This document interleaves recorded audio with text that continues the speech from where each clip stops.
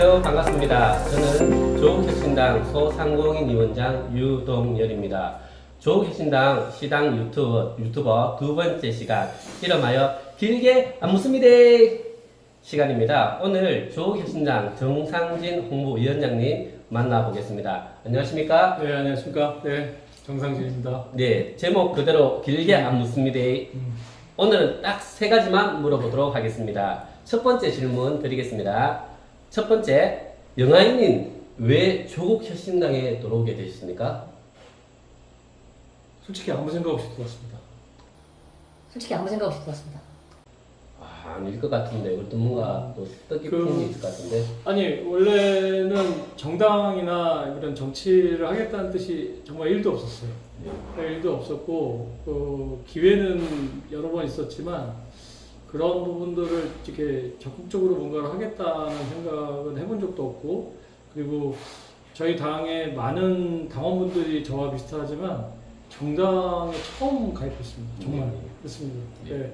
혹자들은 뭐 오해를 하시는 분들도 있는데, 물론 여러 번의 그 대선 캠프에서는 일을 한 적은 있지만 정당에서 어떤 부분을 합의라고는 생각은 안 했습니다. 그리고 특히 비례후보에 나가겠다는 생각은 없었고, 그 비례후보 나왔을 때도 제 선거 운동을 한 적은 없고, 차경원 의원님 네. 이런 분들 선거 운동을 제가 했었어요. 아, 진짜요? 네. 그 이유는 뭐냐면 당시 이제 창당을 이제 하면서 영입 인재들이 있었잖아요. 네네. 뭐 박은정 의원님, 뭐 그다음에 신장식 의원, 그다음에 차규근 의원, 김준영 의원, 그다음에 서영진 의원, 그리고 또 김선민 의원, 이혜민 의원 이런 분들이 있을 때 또 후보들이 저희가 6명만 있는 게 아니라 24명이었거든요. 네. 그러다 보니 그 당에서 그 영입 인재를 했던 사람들 케어를 해야 되는데 또 어느 그 영입 인재만 홍보를 하는 게 아니라 다른 분도 홍보를 해줘야 될 거 아닙니까? 그러다 보니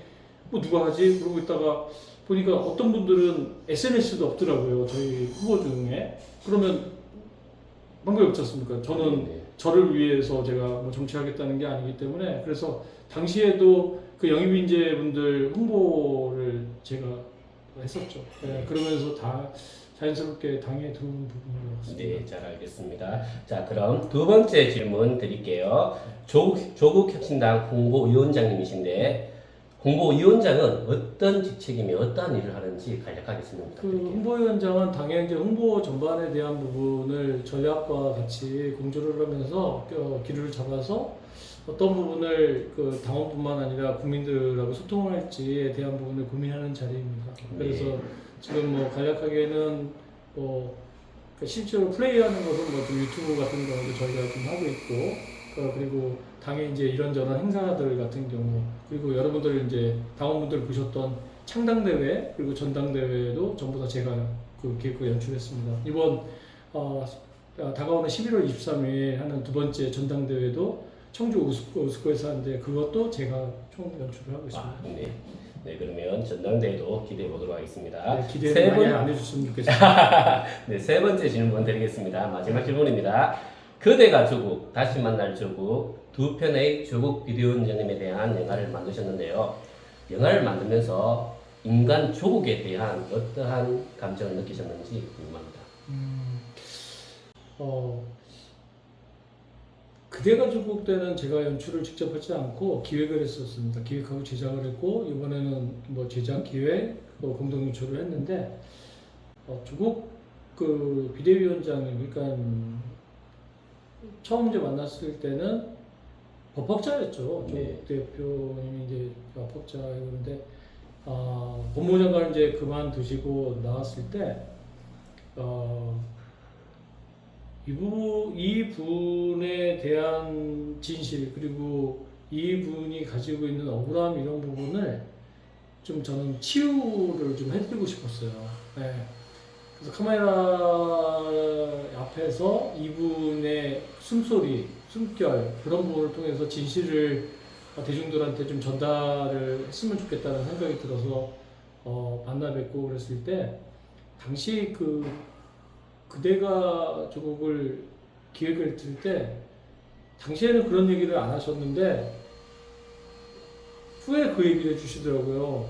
본인하고 연결됐던 사람들이 모두 다 구초를 당했는데 갑자기 정상진이라는 홍등맞게 영화를 해? 그러면 이게 될까? 그 모든 구초를 감당을 할 수 있겠어? 이런 생각을 하셨다고 하더라고요. 그래서 웬 또라이가 왔나 보다 이런 생각을 했었는데 그 전에 이제 제가 했던 영화들이 있고 그러다 보니까 내공은 있었죠. 그리고 제가 그 영화 두 편, 조국 대표의 영화를 기억해야 되는 부분은 솔직히 말씀드리면 노무현 대통령에 대한 죄책감입니다. 그때 당시에 노무현 대통령님이 문재인 그때 이제 변호사 해가지고 서울에 검찰에 버스 타고 오셔가지고 조사하고 난 다음에 내려갔을 때 언론이 아무도 안 붙었었거든요.